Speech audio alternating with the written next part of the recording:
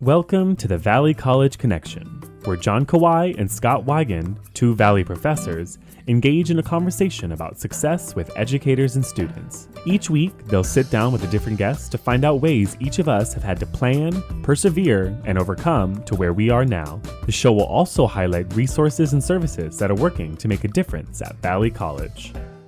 Hello, today we are joined by Luis Cabrera, Outreach and Mentoring Coordinator for the PASO STEM Grant at Los Angeles Valley College. Thank you so much for joining us today, Luis. Yeah, thank you, Scott and John, for having me. It's an honor to be here. Thank you.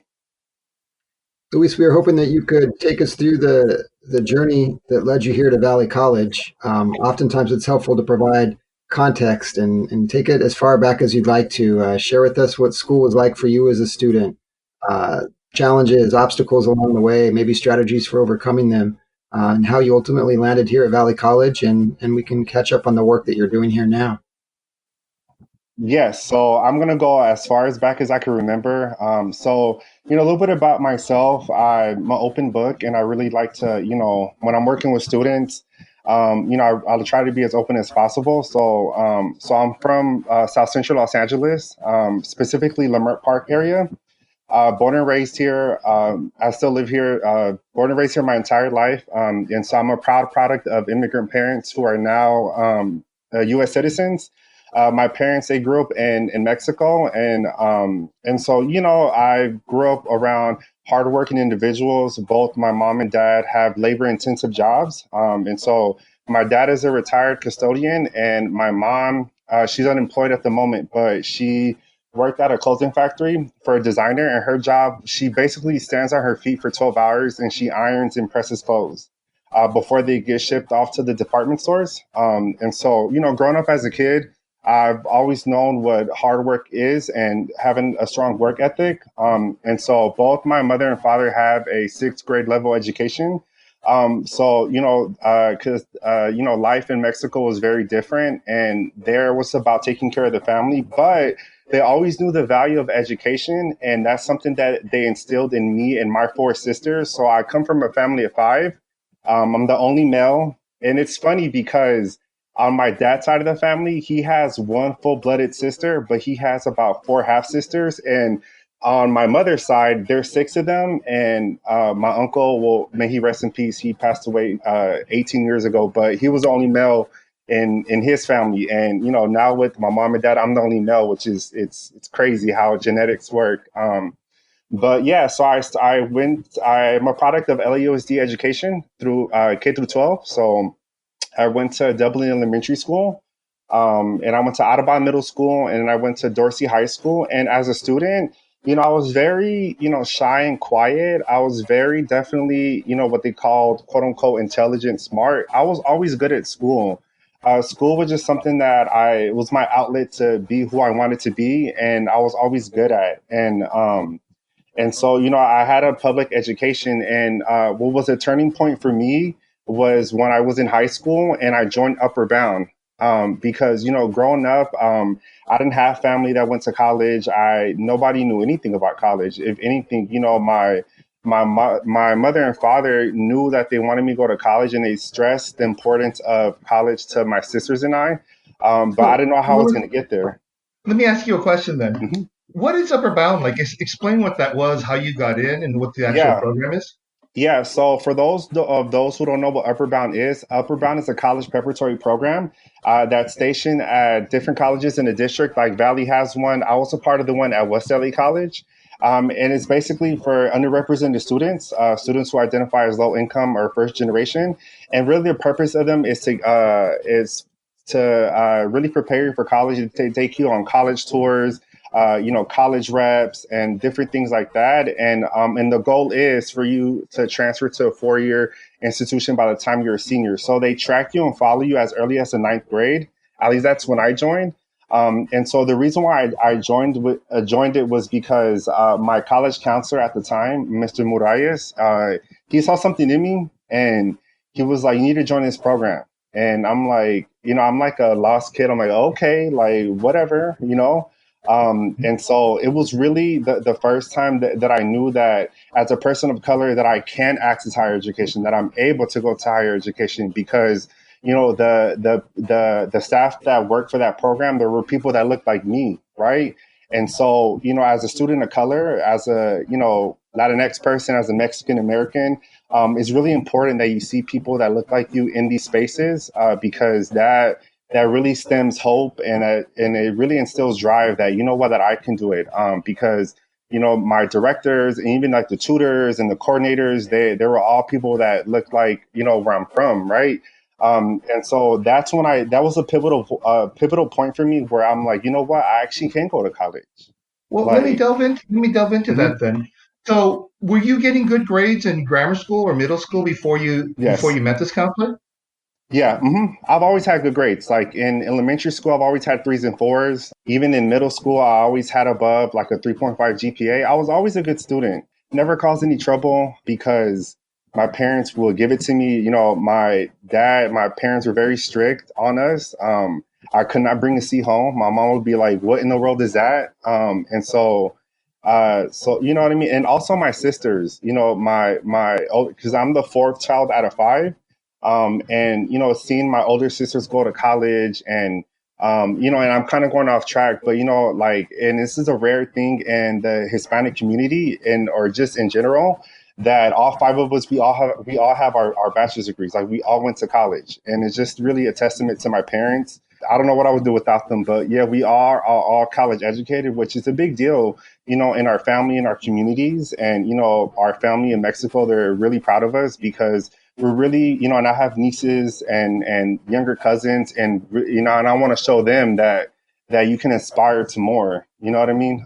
Because Hmm. where I'm from, in South Central, is very, what you see in the movies is very gang violence, teenage pregnancy, drugs, and so school is like an outlet for me to not be a product of my own environment. And so, yeah.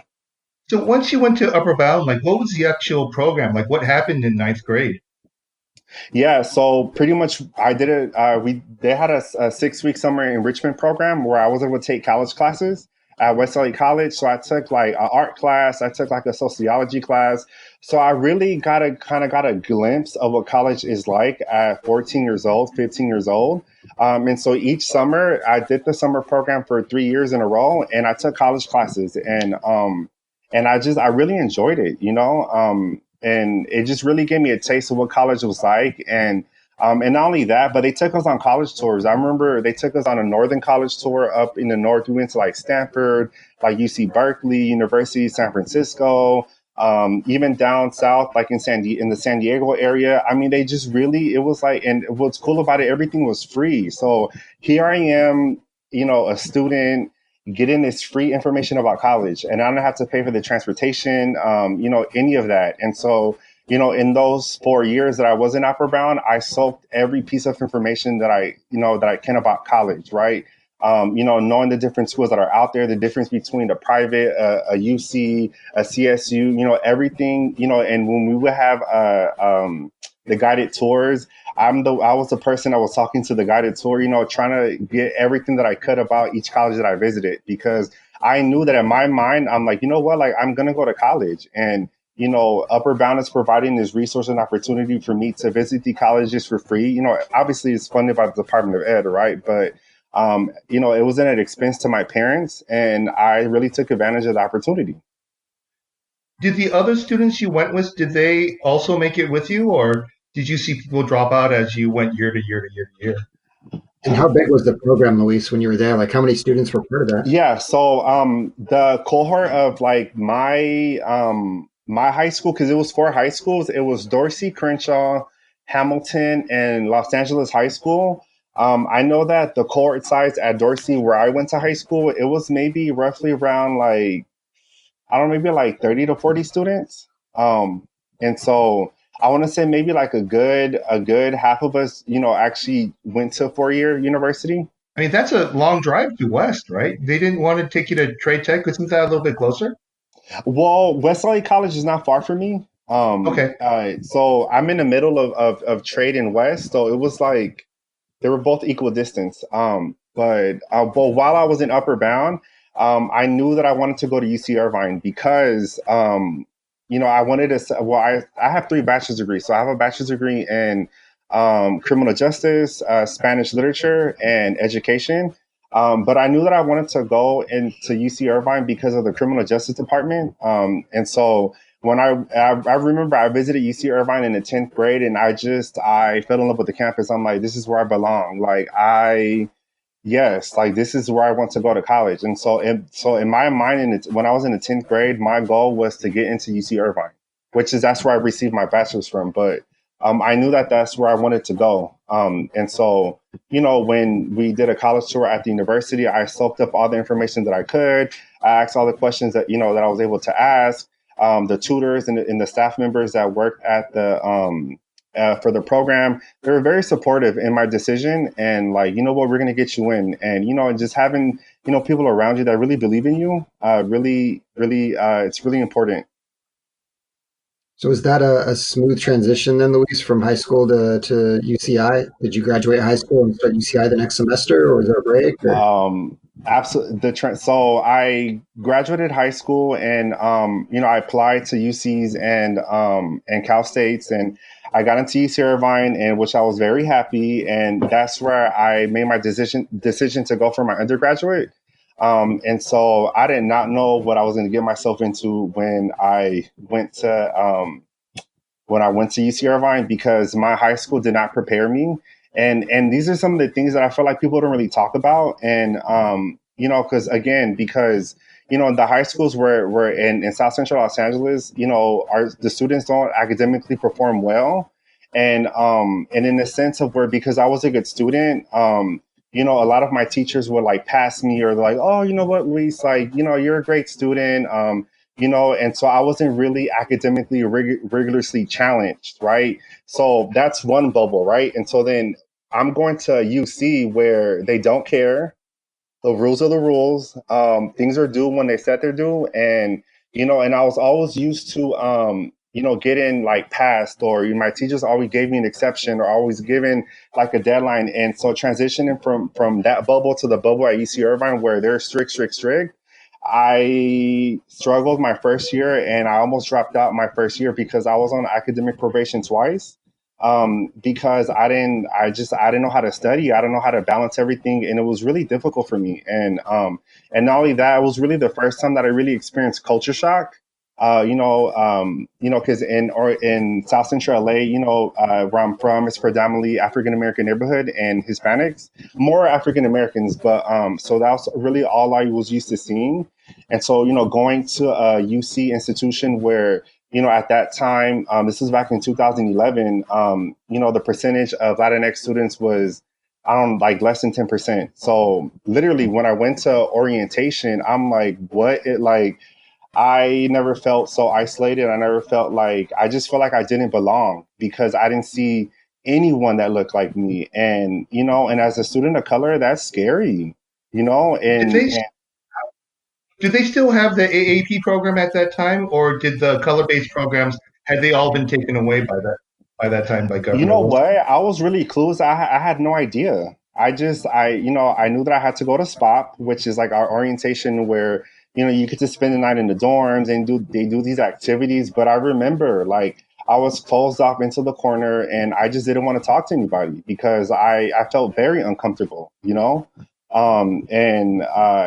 so then, that instilled like, did I make the right decision? Like, because again, like these are things that people don't talk about, right? When you're choosing a college, people don't talk about, look at the demographics, look at what they have to offer, look at the program. That's why, it's when you're making a decision to go to college, you have to look at every factor, every layer. And another thing is that, I was always told, go to UC because it's better, go to UC because it's, and so there's so many nuances that I just was not, familiar with or aware about. Right. So yeah, my first year was a major struggle, just me trying to get acclimated and just really feeling like that I belong. My sense of belonging was one of the most difficult things that I struggled with my first year. But, things changed around my second year. And so, and what was a life turning point for me was when I added my Spanish literature major. And that was a defining moment in my higher education career because there was professors that looked like me. I mean, there are people that look like they could be my uncles, my aunts, my cousins. And so I felt like I was at home, like I can, there's people that can culturally understand of what I'm going through, right? And I also joined a Latinx based club, a student club on campus. And so if it wasn't for me majoring in the Spanish literature and joining that Latinx club, those are the two things that really saved me at UC Irvine, because I found a community of my people that look like me. And, it was really nice because we all went through this, navigation of UC Irvine. We all went through it together. And I met other people that were from South Central LA and different parts of LA. And I'm like, oh my God, what? Like, you're 10 minutes away from me. And, that connection and all those different things really helped with my sense of belonging at the university. When I went to UCLA, I remember the big shock was meeting students of color. Like, I had grown up in Asian high schools. So when I go to UCLA, it feels like home. But what was shocking to me was just how closed off I was from the rest of the world. And I had met students from South Central and from East LA, and it just opened up a whole new world for me. And I don't think I really appreciated when they would tell me that this feels abnormal. Mm-hmm. Until I went to Utah, and I was like the only Japanese person in the entire department, right? Until then, I've always felt like, hey, this is where I'm supposed to. This is what's the big deal until you're in that situation. So, in terms of studying, what did you change? Like, what was your approach that you changed that made you better in that second year than in that first year?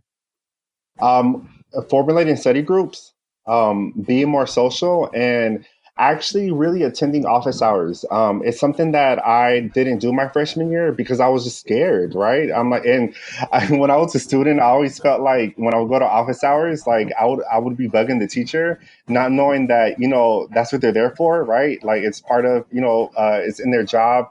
And so really utilizing office hours and study groups. And so so when I joined that Latinx club, I met people that were the same major as me, both Spanish and criminal justice. And I added education a little bit later. But for those two majors in particular, I met people that were the same major as me. So we started to take classes together, and we would do like Google Docs. We have study sessions and different things like that. So my approach was to get more involved with the university and to really get out of my fears and actually, do the uncomfortable, right? And going to the office hours. And I feel like, when you do things that you're uncomfortable with, you really grow as an individual, you grow as a person. And so those are the two main things that I really did that really changed everything. And you know what, and it was so funny because when I went to office hours, my professor, he actually helped me and I'm like, oh my God, it worked. Like this actually worked. People were not lying about this. Right. And so because when I tried it and it worked, then I was doing it again for multiple classes that I was taking. Mm-hmm. Were you living on campus during this time, Luis, or yes. were you at home? Yeah. So I was living on campus. So I lived on campus for UC Irvine for 4 years. And how I fell into this higher ed path was I was an RA for 2 years. So I don't know if you guys will know what an RA is, a resident advisor, where you are in charge of a dorm hall. And so I did that for 2 years. And so that's where I really discovered my passion for just helping people, right? And it was really nice because I had the first generation hall. So I had, all the students of color that were going to live in the dorms. And that was something that was very sacred to me. It was very special to me. And, as a RA, I planned programs, like enrichment programs. I had like financial aid workshops, study abroad workshops, just resources that the students could know that were at their disposal at UCI because nobody told me those things, right? And so I wanted to make sure that my residents had every single piece of information, every single resource at their disposal, and just knowing what it is that they could take advantage of. And so when I was in that job, what really got me really fascinated going into higher ed was when I would connect with my students. And just knowing that, you know what, like we can come from different parts of the world and different things like that, but we're all connected.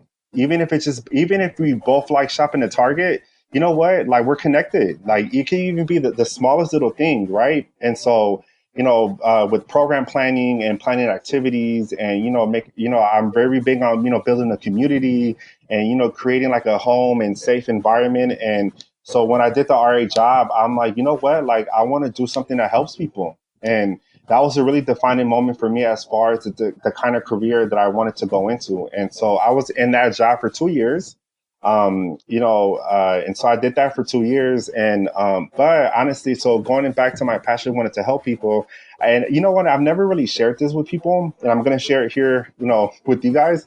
Again, so I knew that I wanted to help people, but I didn't know in what kind of way. Like, and there's many careers that aligns with helping people, right? And so because I was studying criminal justice, I actually wanted to become a cop.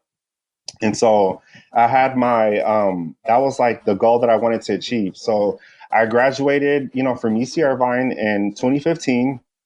And then, so let's keep that in mind. And then my old director from Upper Bound, she called me and she's like, Luis, I know you're going to graduate. Upper Bound, we're hiring. And I'm like, okay, like, what do you need from me, right? And it's funny because the dean at the time that oversaw the program, she knew me since I was 15. I would talk to her all the time. And she's like, we need people like you that have actually, went through the program, that are successful, and you're about to graduate. And we want you to give back, like, kind of spit some knowledge to these students. And I'm like, okay, like, what do I have to do? So then I, applied, went through the interview process. Obviously I knew I was going to get hired, right? But, you got to go through the different formalities.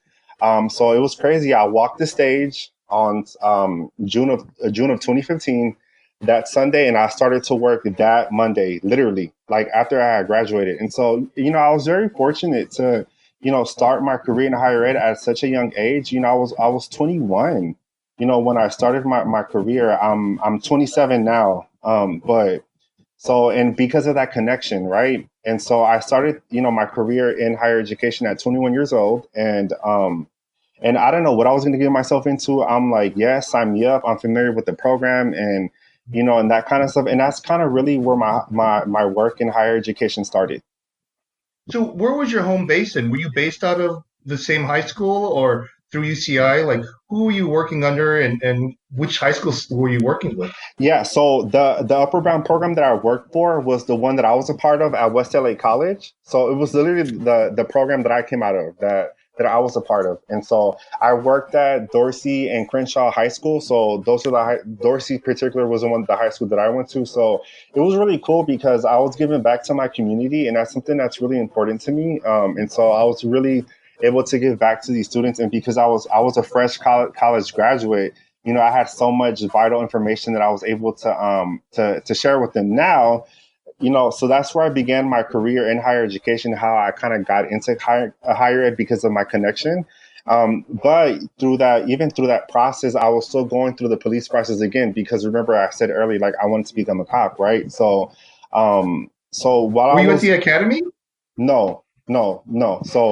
So I had to do, the application process, and I passed the written test, and, I was physically training, and you have to do like a psychological test. I passed everything. And I started that process. The police process, I started it, I want to say, like in mid of 2016, around there. And, with taking all the tests and all that stuff, it took about like 6 to 8 months. It's a process, right?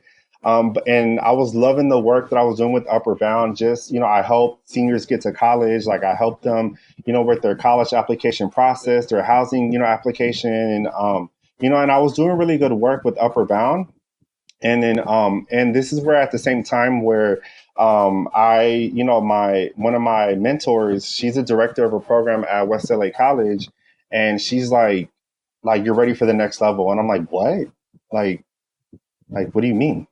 She's like, we need people like you in higher ed. And I'm like, again, I just happen to be at the right place at the right time, and you never really know who's watching you. That's the thing, right? And so she's like, there's promotion opportunities, apply. I'll help you with the application process. You're gonna have to take some exams. I'll tell you what to study, how to study, that kind of stuff. And so, so then, mind you, I'm still at West LA College. So I'm going through the process of the district to be in the position that I'm in now. And right when I had passed, all the process and I interviewed at Valley and all that good stuff, I had gotten an offer to the academy and I had gotten an offer at Valley. And I'm like, oh my God, like, and so then I'm like, well, what do I do? Right? I'm like, do I go to the academy or do I continue the great work that I'm doing in higher ed? Right. And so I had to make a decision. Right. And so, I talked it over with some people that I respect. I spoke it over with, my siblings, my family, my parents, and ultimately I stuck with the higher ed route. And so then I declined, the academy invitation. And even the officers and the people that were helping me at the time, they were very upset with me. But I'm like, you know what? Like, I belong in higher ed and I believe myself as to be an educator. And, I'm here for a reason, and so that's when I took the offer here at Valley. And that's how I ended up here at Valley. I think you say a really important thing. I think Scott and I have both been in that sort of situation where we were sort of mentored and we feel as if we were the right, we happen to be around at the right time. But a lot of that just happens to be when I look in hindsight is that we just kind of did very honest work. And people like that, So I'm sure that it was more than just you just happened to be around at the right time. It happened to be that you were the right person that when people looked at you, they were inspired. And, whenever you come into my room and you pitch the STEM program to my students, I always tell them the same thing, that on this campus, there are some exceptionally nice people on this campus, and Lewis is one of them. And you should really, if he gives you his email, he gives you his phone number, he says, come by and talk to me, you should take that advantage because one of the really genuinely good people on this campus. And I think a lot of times that, that's really earned. Thank you. It's a compliment. Totally agree with you, John. I think your reputation as somebody who is there for students and whose student centered is something that is very familiar with people on campus who've worked with you. I want to take it back a little bit, Luis, because I'm curious here in terms of sort of the trajectory that you were on. So when you're at Irvine and you're doing the criminal justice major, you say you discovered this sort of Spanish literature major. So at a point you start to double major and you really find community there. At what point did you come into the education major? Because kind of tied this together. But then also, I mean, it's very impressive to graduate from UC with a triple major, 3 degrees. Like, that's not common. Well, I'm address both questions. So a lot of people ask me, because I'm a native Spanish speaker. Spanish is my first language. And so people are like, well, why did you do Spanish? Honestly, like, I say that I was fluent, but I wasn't really fluent because I struggled with writing it. So I majored in Spanish literature to take on the challenge of the writing aspect, because I can read it, I can speak it, I can translate it. But, writing has always been, the most, that was more difficult for me. So that, and then the education came about it because when I was taking my GEs, I had taken like 3 or 4 education classes. No, I think I'd taken like 5 or 6 education classes, and my counselor at Irvine was like, you should take a couple more. Like, you can add this major. And I'm like, what? Like, I can, because the amount of classes that I've taken, it qualified as a minor. And he was like, you can squeeze in these classes and you can, add it as a major. So then that's why I did it, just because it was only a couple extra classes, and I had the time, to do it and stuff like that. So then that's why I did it. I see. How did your parents feel when you walked across that stage, triple major from Irvine? What was that like? They were proud. They were very proud of me, because they've always been so supportive. And, by the time I walked the stage, I had 3 other sisters that already had walked the stage before. So, and while I was at UC Irvine, my youngest sister, she was already enrolled in Cal State Dominguez Hills. And so, but they were, extremely proud, and there were moments where I wanted to give up, and, and it's, and going back to being a first generation college student, like, your parents don't really know how to help you, you know what I mean? And it's one of those things where they can provide that emotional support, right? But as far as, getting through it, and my dad would tell me like, son, I can't really do much, but I'm your number one fan, like, you know what I mean? And that's really all that they were able to provide. And it's something that I had to figure out on my own. And, being that I had sisters that graduated from, 4-year institutions, I had them as a resource as well. But still navigating it, it's really, really, it's difficult when you're one of the first in your families to go to college. So what was your first job at Valley? What were you hired for? Yeah, so when I was when I was for Upper Bound, I was an office assistant. And so I started. That's how I began my job at Upper Bound. But like many jobs in the district, you do more than what you're supposed to. Which for me, like I don't have an issue with that. Like I'm a learner. Like I like to learn different things, and I'm not scared to take on a challenge, right? And so, but in my role in Upper Bound, like I learned about coordinating and programming and planning and budgeting and all these different things that in working for the district is such a tricky thing when it comes to assignments and this and that, and there's only one way of doing things. And and I'm like, oh my gosh, like why is everything so archaic, or why is everything so complicated, right? But I learned kind of like the district lingo, knowing when the fiscal years are, knowing that when you work for a grant, you're balancing not only the college's deadline, but the Department of Ed, budget deadlines, and so again, I was this sponge soaking everything in, because I just, like I said, I'm a learner. And then then when you came to Valley College, what were your responsibilities? Yeah, so my job here at the college, so I work for the Paso STEM grant, and so I kind of have like a dual role. So I'm the outreach and mentoring coordinator. So one of my main responsibilities is to recruit students to be a part of our program. And so I had to do a lot of back when things were normal. I recruit a lot of my students through GPS because this grant is tailored towards incoming students. Well, let's talk about the grant first. So Yeah. Explain what Possible STEM is, explain what GPS is.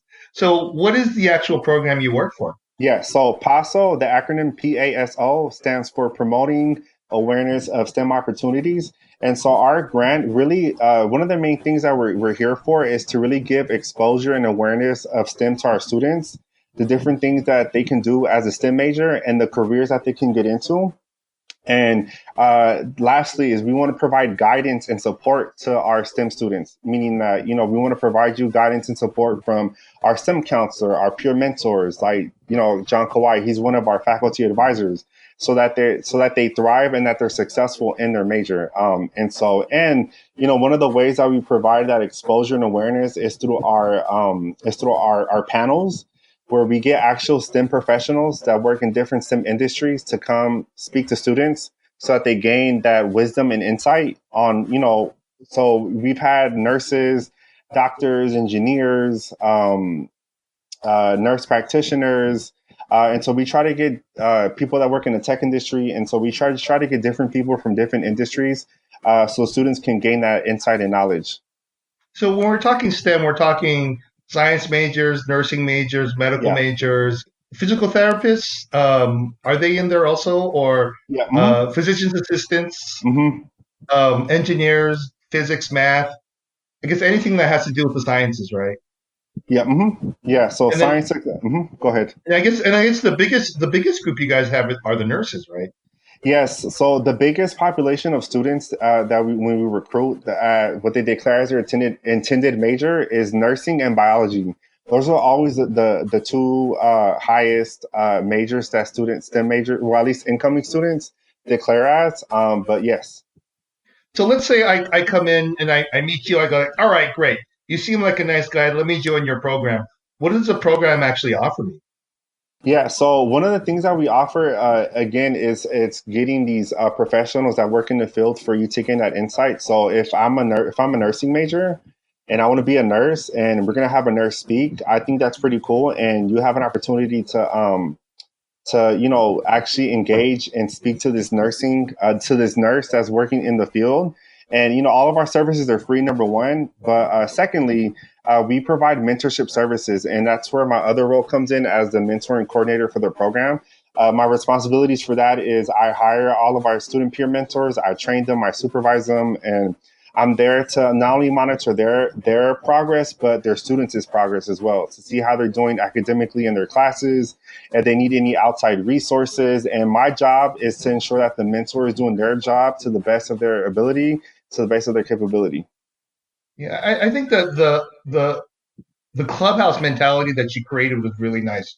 Where when we don't have COVID, you guys have a space for people to come Yeah. in and to study, and to come in, and then you have students who have sort of been here a little bit longer give sort of that mentorship, right?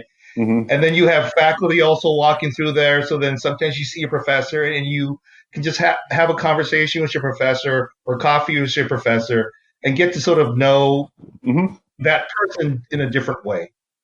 And then you have professionals coming in with these workshops, and you can ask questions like, what grad school should I go to? Is this a good Mm-hmm. job? How much money do you make? And there's this idea that we have a place where, hey, you come here, study, hang out, and then people like you are there.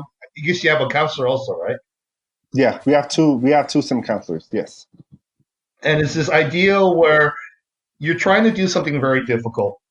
So why not get everyone in the same place and just Mm-hmm. have them learn from each other? And I think this idea is really wonderful, right? It's kind of like the whole idea of what you experienced at UCI, right? Where Mm-hmm. you kind of felt alone, where I'm a guy who doesn't feel like I necessarily belong, and I can't find other people who have the same interest in me. And this is sort of a special place to say, we're looking for people who are interested in being in science. And most specifically, we're going to specialize in minorities who are interested in science. Mm-hmm. We want to make sure that you feel comfortable with your choices and have people to talk to. I think what you guys do is amazing.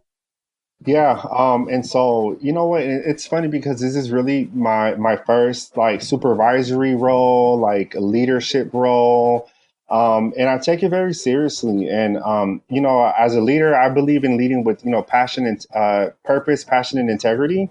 And these are just core values that I try to instill in my student mentors to always do the right thing. You know, if you don't know something, that's totally fine. And really, I'm really picky when it comes to hiring my mentors because, I just want somebody that's really student driven like myself, somebody that's student oriented, and somebody that just really cares about helping our students. The main population of students of our students are students of color, and just my experience as a student of color. So, and I know what that's like, and so I try to tell my mentors these are the students are. This is their demographic background, and kind of give them like a little outlook on it first because when I interact with these students, like I see them in myself, I see that little lost, doubtful person. I was there not that long ago, right? And so I know the seriousness of this job. And as a mentor, and so as a person that's kind of like leading the pack or supervising the pack, like I know how serious it is, and I let them know how serious it is. And so, and I just try to be kind with them. I try to be fair. I don't challenge them no more than I challenge myself. And I just do want the mentors to know that I am here for them and whatever it is that they need, because at the end of the day, we're a unit and we're going to figure this out together. So are you still going to school or? Yeah. So I took a 4-year gap from school because after I was my bachelor's, I'm like, I am done. I no more. Like 3 degrees. This was like one of the hardest things that I've ever had to do. Right. But again, my mentors, people that I respect, people, who work in LACCD. And, they're like, if you want to progress, you need to go back to school. And I'm like, I ain't going back to school. Like I'm done. Right. But then, as I started to meet people, and interact with other people, and I'm like, wow, higher ed degrees matter, in this career, in this field, right? And I was denying it, Scott and John, for a long time. I was kind of like, man, I don't know what they're talking about. And so I would kind of like put that tie, just thrown it under the carpet. And I honestly procrastinated to apply for graduate school. And to one of my mentors, she was like, so when are you going to apply? And so because I just got annoyed of her asking me the entire time, like, you know what? Like, I'm going to just do it, and so I'm very grateful for her. She helped me out. And, with the application, she helped me review my essays. And, one of the things about higher ed, it's building your network. You know what I mean? Because people know each other, right? we all know different people and different things like that. So in higher ed, your connections, your network is really, really important. And because of, because of my honest work, because of, I've, through this process of it all, I've been, authentically myself, and being that there's people that saw something in me, for me to get letters of rec wasn't, surprisingly not difficult. But see, I'm the type of person where I'm like, oh, I'm scared to ask God, like he's gonna say no, and but then if I were to ask you, you'd be like, absolutely, like what do you mean? But it's kind of like you get in your head, right? And so my mentors, the people that I respect, and they're like, absolutely, like don't hesitate, yes. And again, having people that believe in you and see something in you, it helps with the imposter syndrome that I have. Something is something that I really struggle with, and so that's why I took a 4-year break, because I was denying it for a very long time. And then, but yeah, I'm a graduate student now. I'm doing my master's at Cal State Northridge, and I'm doing my master's in higher education leadership. And so I'm on my last year. I graduate next May, and I cannot wait. And that's where I'm at now, because I know that I want to move up. Like I eventually want to become like a specialist or like a director, following in that trajectory. And so I know that, going back to school is a necessity, is really important. So what are the areas that you specialize in? Yeah. So in regard to what? I guess your education and just your own, like, which area do you want to go? Student services, academic Yeah, services? so student services for sure. I'm, again, like Scott mentioned earlier, I'm very student driven. I'm very student oriented. I put me in a room put me in a room with students and I'll be happy. Yeah. Luis, your story that you've shared, it helps to kind of connect the dots to make sense of who you are now for me, because again, the impression I've always had from you and working with you, and as John was saying, you can just sense it when you walk into the space where that you supervise, is that it's a hub of energy in there, but it's a very special type of energy where everyone's connected, everyone's helping each other, and it's a community. I mean, it was the sort of space that is, when we were looking at our tutoring areas, that we were trying to emulate that. Um, Lab, because we were like, oh, this is something over here that's really, really working well. But as you share your story and all the steps along the way that got you to where you're at today, it makes perfect sense. You let your own experiences and struggles that you had and finding community really inform the work that you're doing now, which it's inspiring to hear how that all came together, and the fact that you're still on your journey and you're continuing to take classes and close to graduating with your master's degree. That's another inspirational aspect of the story that you've shared with us today. Um, Yeah, and I feel like I'm a different student now than I was, 19 years ago. Because I feel like I know who I am now, and I know my worth. Like I know what I have to offer. I know what I bring to the table. Like I have a very reputable reputation as far as my experience. Because I've been working in higher ed since I was 19 years old. And I mean, when I was an RA, people don't really consider that. Like I consider it like as part of my trajectory and path, because that's where it all began for me. And I started working for the district in 2015, right? But I've been working with students since I was 19 years old. I'm now 27. I mean, that's almost a decade, and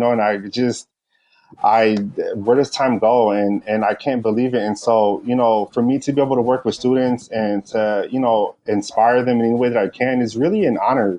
It's an honor and it's a privilege. And like I said earlier, it's something that I just do not take lightly. I take it very serious, and I just hope to inspire others to do the same, because these mentors that I work with, and even the students that I work with, something that one of my professors told me is, in my graduate program that I had last semester, she always reminded us, like, you're working with the next group of leaders, like you're working with the next group of doctors, educators, teachers, and so do right, show them what's right, right? And that's always in the back of my mind, and I'm going to show them some things. I'm going to show them some skills. I'm going to show them some things that could benefit them in the future. And so it's about passing it along for me, and that's really what it is for me.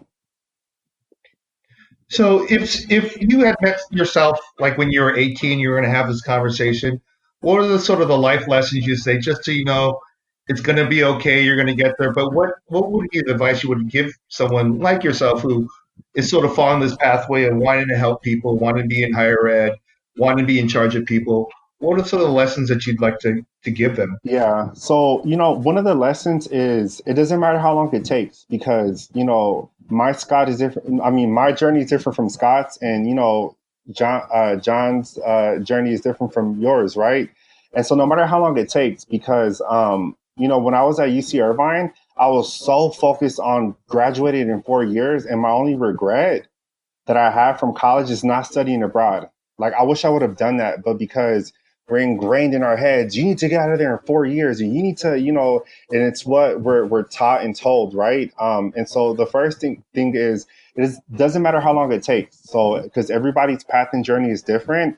A second lesson or advice that I would give is building, like I said, building your connections. In higher ed, it's all about connections, and and it doesn't matter, how your foot gets in the door. When your foot is in that door, start talking to people, start networking, start joining committees, and when you're, collaborating with other people or working on different projects, go above and beyond, be nice, be polite, be kind, show your manners, and you know what I mean? And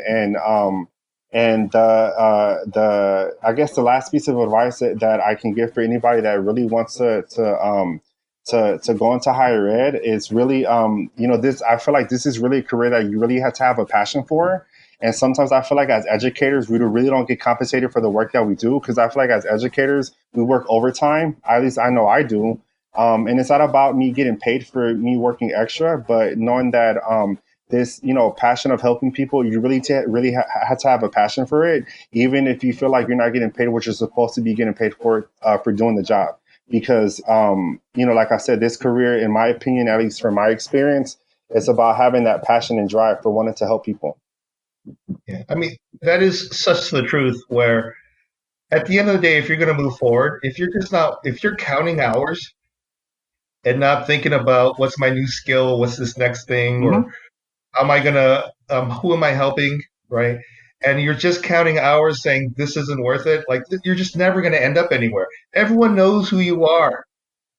Everyone knows that you're the bare minimum guy. Like, nobody wants to give that person the opportunity, right? Yeah. And I think all three of us have been people where we feel like we didn't really deserve this opportunity. We're just kind of nice people who work really hard, and people would tap us and say, "Hey, I have this thing for you." And as we've interviewed people who are much higher than us, we see that this is the consistent story of, I was just a hardworking guy, and someone looked at me and said, "I have this opportunity that you don't think you're worth it. You don't think you should have it, but I know you should have it." Mm-hmm. And right, and we just keep hearing that same story of people saying, "I just was sincere, and someone came and opened the door for me." And I think the other thing we always hear constantly is, "I don't feel like I belong The here." imposter syndrome. Yeah, that's it. Yeah, it is very consistent with everyone we interview with. Is, I just did my best, and I don't know how I got here, and I don't understand why people keep giving me this opportunity, but they do. And Mm-hmm. I think you're just, you're on your way, right? Because even, that's your reputation of good guy, honest guy, great mentor, cares about what he does. Thank you. Luis, we want to thank you for taking time today, sharing with us what your story is, what your future goals are. At this point, what's the best way for students to get a hold of you if they want to find out more about Paso STEM, if they want to talk to you about future plans and navigating college? How do they do it? Yeah, so they can reach me if they go to lavc.edu/STEM, STEM, and there's something that says contact us, and it'll have